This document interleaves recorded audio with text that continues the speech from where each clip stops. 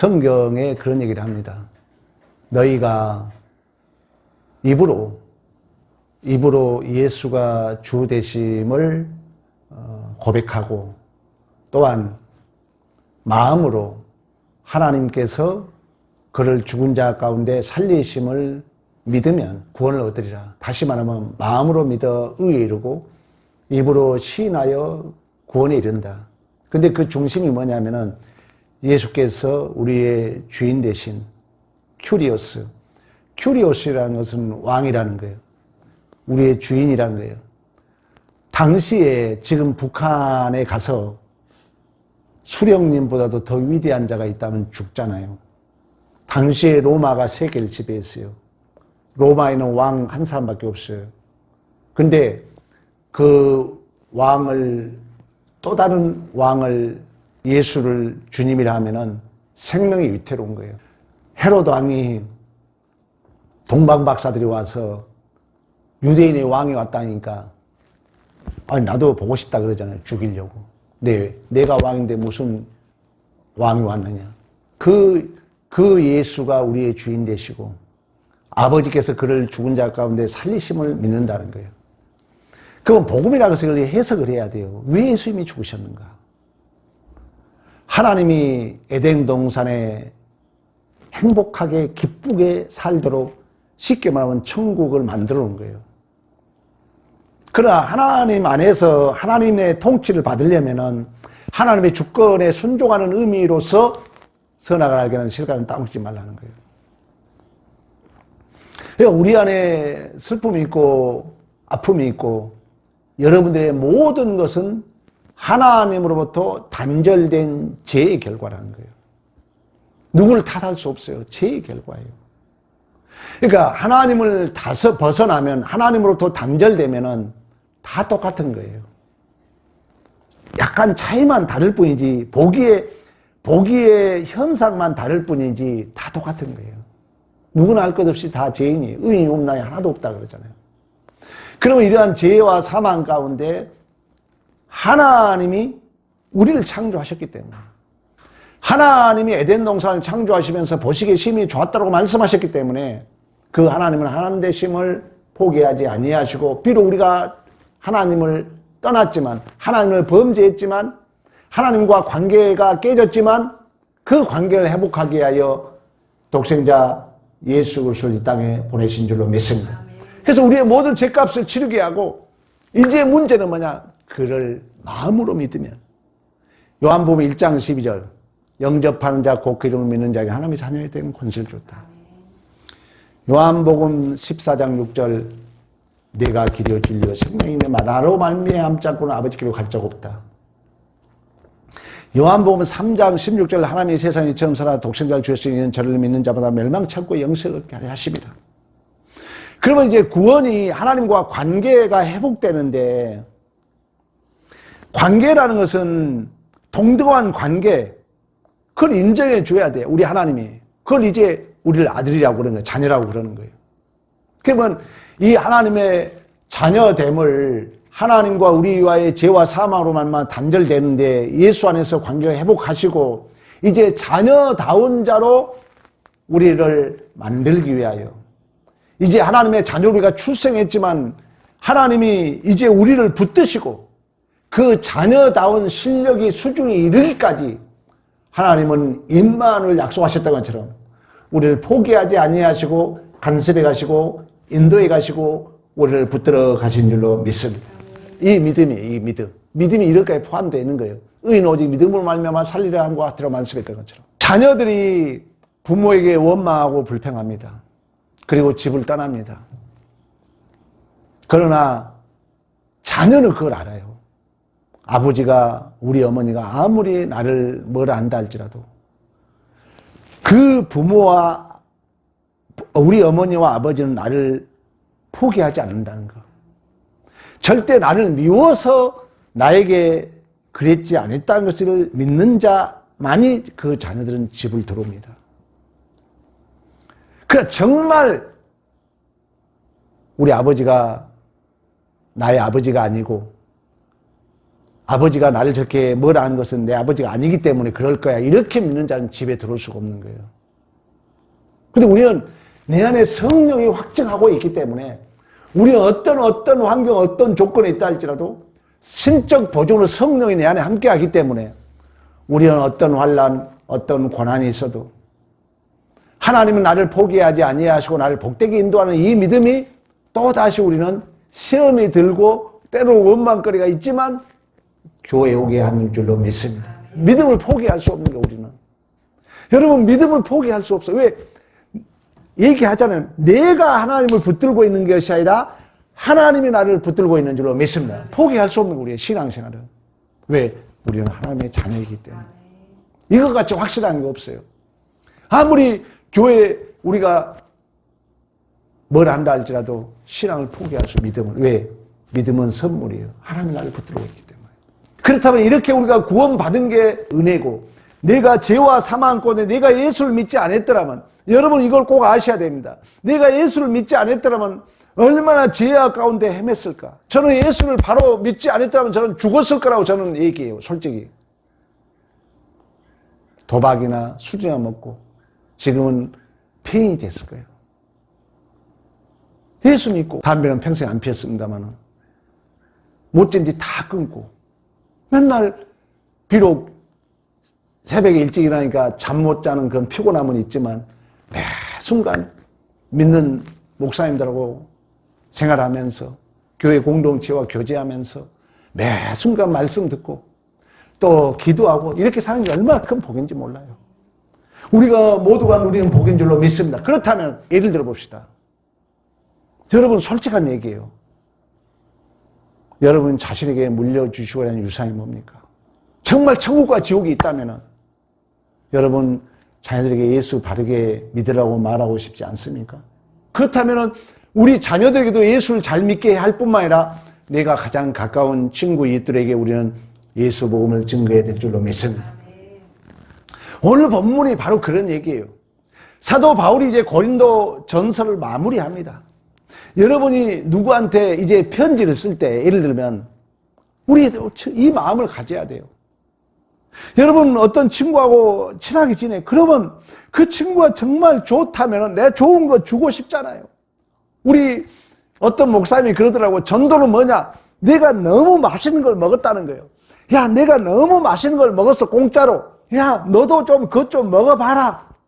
전도라는 거예요.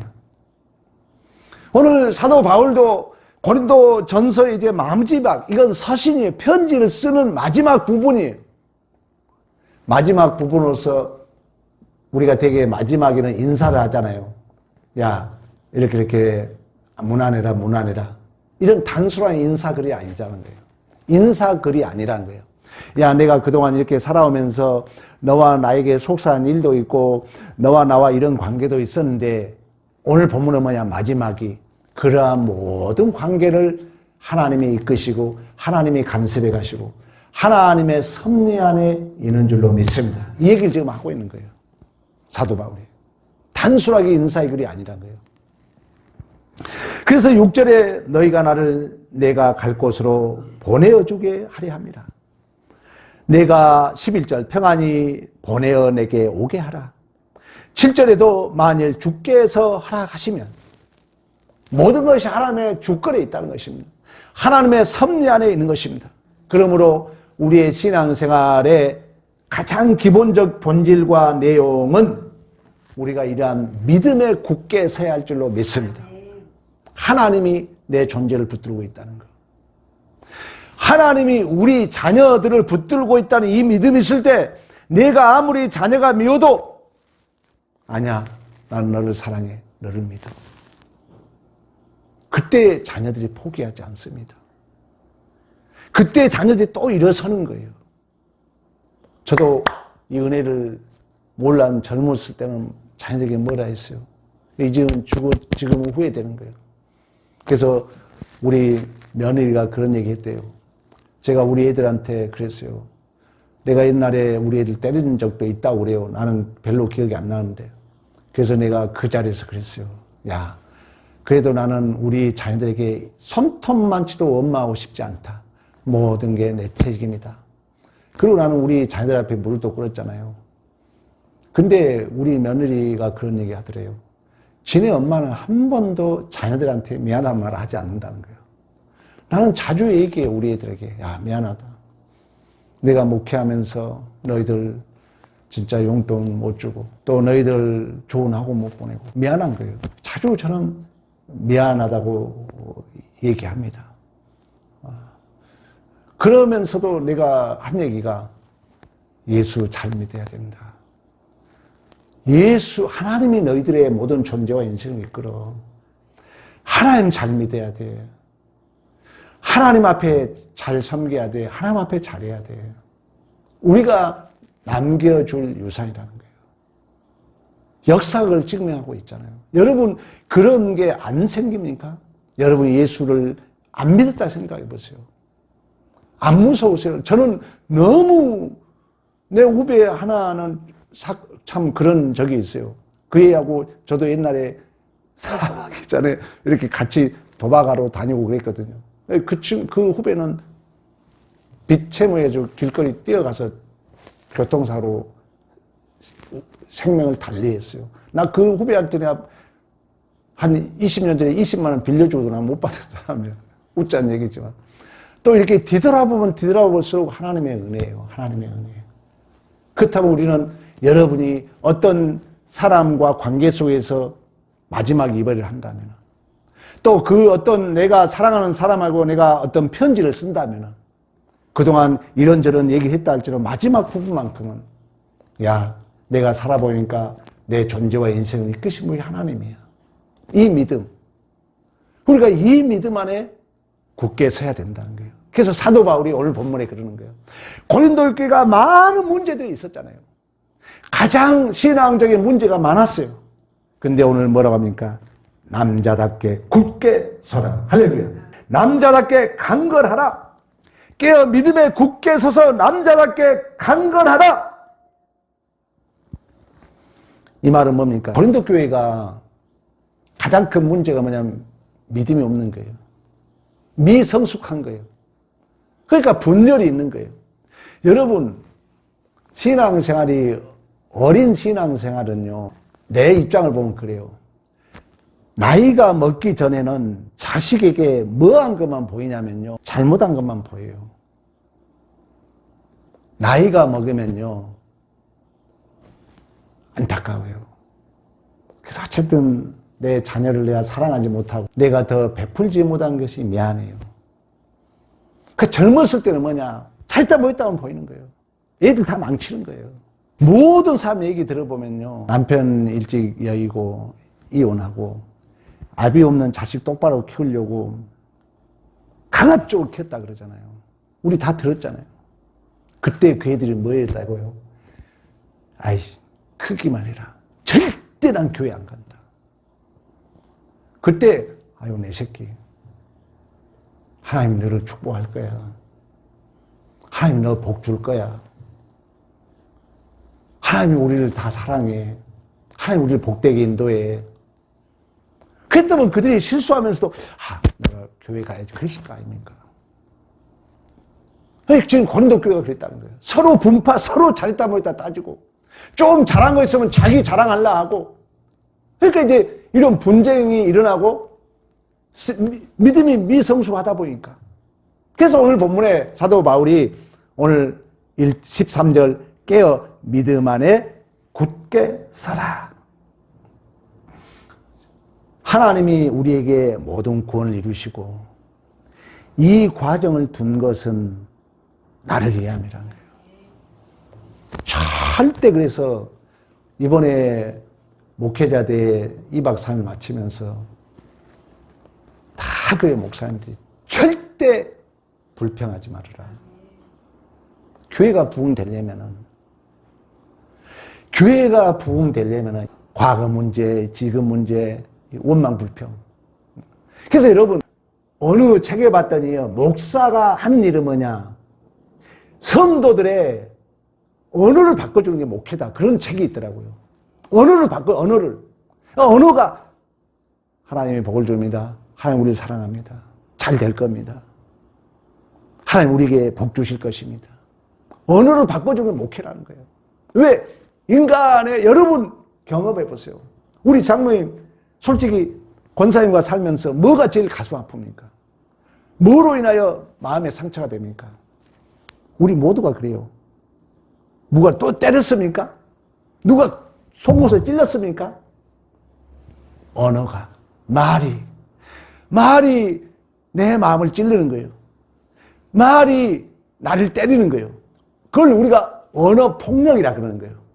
그런 것처럼 그 어느 책에 봤더니 목사가 해야 할 일은 뭐냐? 성도들의 언어를 바꿔주면 된다는 거예요. 말을 바꿔주면은 그 가정이 에바다 열릴 줄로 믿습니다. 그래서 우리가 자녀를 바라볼 때도, 우리 여러분 남편, 아내를 바라볼 때도, 그래서 오늘 내가 어제 교육 마치면서 우리 사모가 들었는지 모르겠어요. 여보, 나도 당신에게 불평, 원망스러운 얘기하지 않을 테니까 제발 좀 하지 말아요. 그랬더니 뭐라 하더라고. 잘 안 돼요. 잘 안 돼. 근데 여러분, 진실로 하나님이 우리의 존재와 인생을 이끄셨잖아요. 여러분 뒤돌아봐 보세요. 내가 우리 집사람한테 주여 그랬더니 왜 주님만 부르냐? 왜 말하지 않고 주님만 부르냐? 그러는데 내 속으로 은혜가 넘쳐서 내 속으로 주님. 굽이 뒤돌아보면 어려울 때보다 하나님이 다 복주인 거예요. 하나님이 붙잡아 줘서 우리가 이 자리에 있는 줄로 믿습니다. 여러분 뒤돌아보세요. 안 그럽니까? 그 어렵고 힘들 때마다 지나고 보면 하나님이 다 나를 붙잡아 준 거예요. 하나님이 나를 다 복되게 인도한 거예요. 그냥 뒤돌아볼 때만, 그래서 나도 모르는 사이에 막 혼자 걷다가도 주여 너무 감사하죠. 왜? 뒤돌아보면 하나님이 그때 붙잡아주고 복을 준 거예요. 물론 사람의 욕심은 끝이 없죠. 더 잘되고 더 많은 걸 갖고 싶죠. 그러나 주님 안에 보면은 모든 게 은혜이고 모든 게 선물인 줄로 믿습니다. 그런 의미에서 너희가 믿음에 굳게 서서 남자답게 강건하라. 그러면서 14절에 뭐라고 합니까? 14절에 너희 모든 일에 사랑으로 행하라. 할렐루야. 여러분, 이런 믿음이 있다면은 사랑은 원자탄보다도 강한 힘을 가지고 있다잖아요. 그러면 사랑은 우리 사모님 질문 한번 해볼게요. 우리 강의 들었어요. 마지막 박영선 목사님이 얘기했어요. 사랑은 뭐라 했어요? 사랑은 대표적으로 뭐 하는 거예요? 오래 참. 박수! 오래 참는 거예요. 사랑은 참아주는 거예요. 여러분, 자식을 참아주는 거잖아요. 그래서 사랑을 그 많은 내용들이 있지만 대표적인 그런 오래 참아주는 거예요. 오래 기다려주는 거예요. 근데 그 오래 참아준다는 것을 원어로 성경에 보면은 고난을 내가 견뎌주는 거예요. 여러분, 내 아내와 부부간에 내가 우리 금석이 지금 쫄랑쫄랑 둘이 지금 민주가 밥 해줘서 먹고 그랬다고 그래요. 어떻게 보면 참 기특하기도 그러고. 그래서 행복하냐? 그랬더니, 너 지금 막 꿀송이가 떨어질 때 아니냐? 그랬더니, 그저 그렇죠. 이렇게 얘기하더라고. 근데 이제 부부가 처음에는 좋아요. 신혼부부. 근데 모든 관계가 그렇습니다. 여러분, 이걸 아는 자로서의 자유예요. 내가 이번에 어떤 목사님하고도 만나서 그런 얘기를 했는데, 우리 어버이날 설교도 그거 했잖아요. 부부라는 것은 교회의 비밀이에요. 그러니까 그 목사님이 목회를 선포했는데 큰 대못 3개가 박혀 있다는 거예요. 어머니에 관한 것, 내 아내에 관한 것, 내 자식에 관한 것. 우리 남자는 이렇게 정상이야, 남자는. 이 못이 없다면 그건 남자가 아니야. 우리 남자 셋이 모였지만 여러분 어머니에게 효도했습니까? 여러분 아내에게 잘했습니까? 여러분 자식에게 잘했습니까? 우리 다 못했잖아요. 대못이 3개 있는 거예요. 근데 예수 믿는 자는 이 대못이 예수 안에서 에바다 열릴 줄로 믿습니다. 예수 안에서 풀리니까 미안한 마음이 있는 거예요. 그러나 예수 안에 이게 해결되지 않은 사람은 막 원수로 미움만 가득 차겠죠. 그러나 예수를 믿으니까 저는 우리 부모님에게 손톱만치도 원망한 마음이 없어요. 미안할 뿐이에요. 왜 예수를 바라보니까. 우리 사모에게도 마찬가지예요. 우리 자녀들에게도 마찬가지예요. 사랑은 오래 참는 것입니다. 사랑은 고난을 견뎌주는 거예요. 우리 자식을 사랑하니까 여러분, 아유, 미치죠. 그러나 우리가 끝까지 참아주고 견뎌주는 줄로 믿습니다. 그래서 오늘 본문에 믿음에 굳게 서서 남자답게 강건하고 모든 일에 사랑하라. 모든 일에 사랑하라. 왜? 하나님이 하시니까 모든 걸. 그러면서 뭐라고 합니까? 이처럼 이제 믿음 안에서 강건하게 또 서로 사랑함으로 말미암아 그 속에서 이제 교회가 세워지는 줄로 믿습니다. 그래서 교회는 믿음으로, 우리 자식도 마찬가지, 생명의 관계는 믿음으로, 내 자식이 좀 부족하고 연약해도 믿음으로 하나님이 널 복 줄 거야. 내 자식인데 잘 될 거야. 자꾸 축복해 줘야 돼요. 괜찮아. 우리 지금 늦었지만 이제 우리 후회하고 있잖아요. 우리가 어렸을 때 그렇게 키더라 얼마나 좋았겠습니까? 이제라도 여러분 자식 볼 때마다 안아주고 축복하고 그리고 사랑하고 믿음으로 기다려주고, 교회가 그런 곳이에요. 생명이 그런 곳이, 생명이 자라는 교회가 그런 곳이라는 것입니다. 그래서 오늘 그런 믿음과 사랑으로 교회를 세운 자들을 15절에서 18절까지 소개합니다.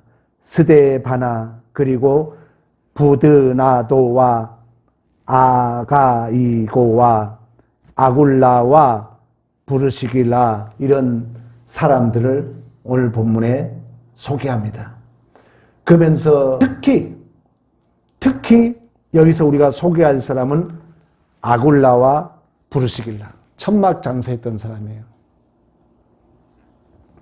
근데 이 아굴라와 부르시길라는 성경에 어떻게 표현하냐면은 사도 바울이, 우리 로마서 한번 11절 한번 찾아볼까요? 로마서 16장 3절 4절 너희는 그리스도 예수 안에서 나의 동역자들인 부르시길라 아굴라에게 문안하라.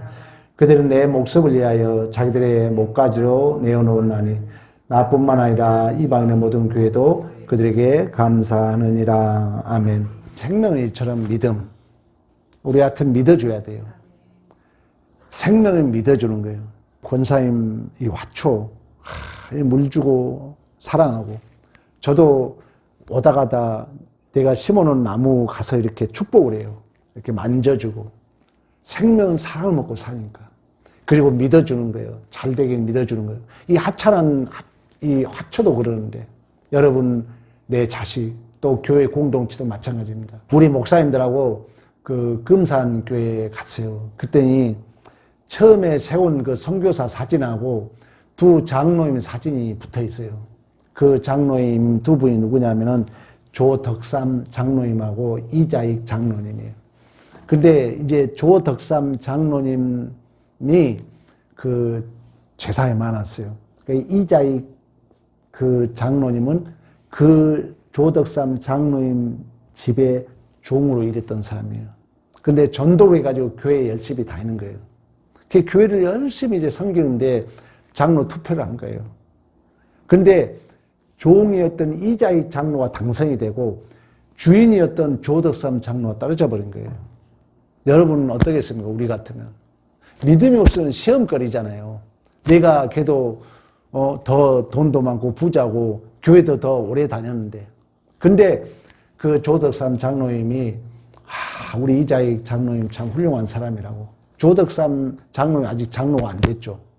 옛날에는 영순가 뭐라고 그래요. 그 집사 직전을.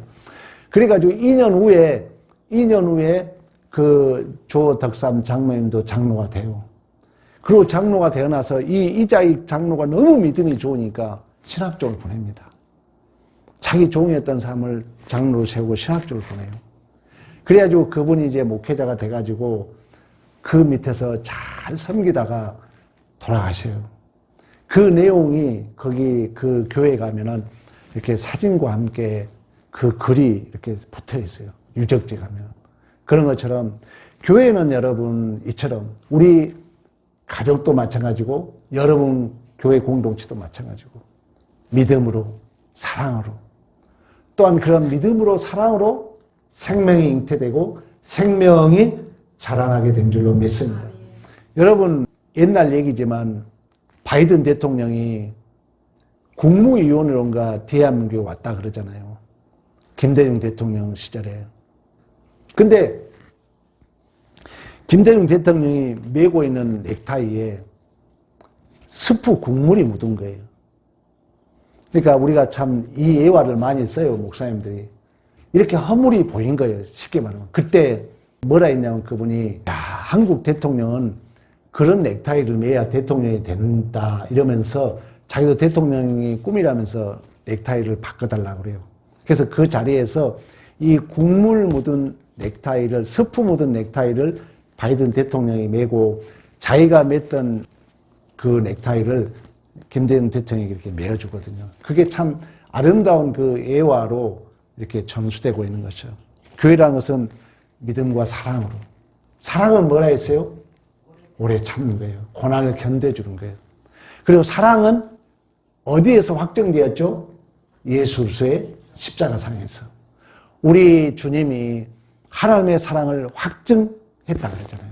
이런 것처럼 여러분의 가정뿐만 아니라 교회뿐만 아니라 우리가 모든 속한 데에서 믿음으로 끝까지 우리가 믿어주는 거예요. 그리고 사랑으로 생명이 자라고 생명이 꽃이 피게 된 줄로 믿습니다. 이러한 사랑과 믿음으로 교회를 세운 자들이 있었고 또한 이러한 믿음과 사랑을 실천하는 원동력은 우리가 종말론적 신앙이 있어야 돼요. 다시 말하면 그 말이 뭐냐? 우리가 이 땅에 사랑해도 이 땅에 헌신해도 이 땅에 당장 그게 결실을 못 거둘 수 있다는 거예요. 그러나 분명히 우리 주님이 오시면은 눈물로 씨를 뿌리는 자 기쁨의 단을 거두게 된 줄로 믿습니다. 그래서 22절에 그런 얘기를 하잖아요. 만일 누구든지 주를 사랑하지 않으면 저주를 받을지어다. 그러면서 마지막 뭐요? 우리 주여 오시옵소서. 우리 주여 오시옵소서. 이걸 우리가 마라나타라 그래요. 마라나타. 그러니까 우리가 분명히 22절에 만일 누구든지 주를 사랑하지 아니하면 저주를 받을 거다. 역설은 뭐예요? 주를 사랑하는 자는 축복을 받을 줄로 믿습니다. 반드시 우리 주님이 오신다는 거예요. 주 예수 어서 오시옵소서. 23절 우리 주 예수 그리스도의 은혜가 너희가 함께하고 나의 사랑이 그리스도 예수 안에서 너희 무리와 함께 할지라고 말씀했던 것처럼 그 하나님은 그 어서 오시옵소서의 그 하나님은 지금도 우리와 성령으로 함께 하신 줄로 믿습니다. 성령으로 우리가 함께 하세요. 그래서 내가 이제 그 자리에 이르게 되면 우리 주님이 이미 있는 그 주님이 우리 안에 오실 것입니다. 이미 와 계신 하나님이 얼굴과 얼굴을 맞대는 그 새 예루살렘이 우리를 예비하고 있는 줄로 믿습니다. 그런 믿음이 있는 자만이 우리는 이 땅에서 믿음으로 살 수 있다는 거예요. 더 적극적 의미는 반드시 천국과 지옥이 있다고 믿는 자만이 이 땅에서 믿음으로 살 것이며 이 땅으로 우리는 사랑하게 된 줄로 믿습니다. 내 자식이 지금은 비록 저렇지만 분명히 하나님이 그를 복 줄 거야. 이 믿음이 있는 자는 그 자식에게 축복의 말을 한다는 거예요. 계속 축복의 말을 해야 돼. 괜찮아. 너 좋은 짝이 예비돼 있어. 너는 하나님이 복 줄 거야. 나는 너를 위해서 기도하고 있어. 계속 복을 줘야 돼. 계속 사랑을 쏟아줘야 돼요. 믿음대로 돼요. 입으로 시인한 대로 되는 줄로 믿습니다. 왜? 하나님은 반드시 우리에게 복을 주시기 때문에. 그 종말론적 신앙, 우리에게 눈물의 씨를 뿌리는 자 기쁨의 단을 거두라 말씀했던 것처럼 반드시 하나님은 그 예수 그리스도 안에서 그 하나님의 사랑을 확증하셨고 우리의 구원을 확증하셨던 것처럼 하나님이 다시금 우리 안에 그 구원이 구체와 실체화 되기 위하여 긴 광야를 주셨지만 하나님이 반드시 포기하지 않겠다는 그 신적 확증으로 성령이 우리 안에 내주하시고 그 성령의 신적 확증을 보증해 주기 때문에 우리는 또다시 실패함 없이 반드시 승리하게 될 줄로 믿습니다. 이 믿음이 있는 자만이 우리는 교회에 헌신하고 우리는 교회에 충성하고 또한 이웃을 우리는 사랑하게 된 줄로 믿습니다. 이처럼 사도 바울은 고린도전서 마무리하면서 단순한 작별의 의미가 아니라 주님께서 세우신 교회를 어떻게 지켜야 되는지를 말씀해 주고 있는 것입니다. 믿음으로 교회를 지켜야 된다는 거예요. 사랑으로 교회를 세워나가야 될 줄로 믿습니다. 여러분, 사랑으로 교회를 섬기시고 반드시 우리 주님이 우리의 모든 것을 보고 듣고 알고 있다는 것을 믿으시기를 축복합니다. 그리고 우리의 모든 존재와 인생이 하나님의 주권에 하나님의 섭리 안에 있는 줄로 믿습니다. 어떤 환경도 어떤 것도 나에게 명예롭고 복 있는 기회임을 알고 더욱더 주님 앞에 충성된 삶이 되시기를 축복합니다. 그러므로 여러분 절대 낙심하지 마세요. 여러분 어떤 환경에 있어도 낙심하지 마시고 절망하지 마시고 하나님은 지금도 우리 교회를 사랑하시고 하나님은 지금도 여러분들을 사랑하시고 하나님은 지금도 교회를 통하여 하나님의 뜻을 이루어 가시며 하나님은 지금도 여러분 존재와 인생을 통하여 하나님 나라와 의를 실현하고 재현해 가신 줄로 믿습니다. 마라나타 신앙, 주 예수의 오시옵소서. 그 오실 주님이 성령으로 내 안에 함께 하시고 반드시 언젠간 우리 주님을 얼굴과 얼굴 맞대며 뵐 날이 금방 찾아올 줄로 믿습니다. 이 믿음으로 진실로 짧은 인생 세 가지 걸 것, 참을 걸, 더 베풀 걸, 그리고 기쁘게 살 걸 후회하지 마시고 지금 기쁘게 사시고 참고 인내하시고 베푸는 예수 닮은 자로서의 복 있는 삶이 되기를 간절히 축복합니다.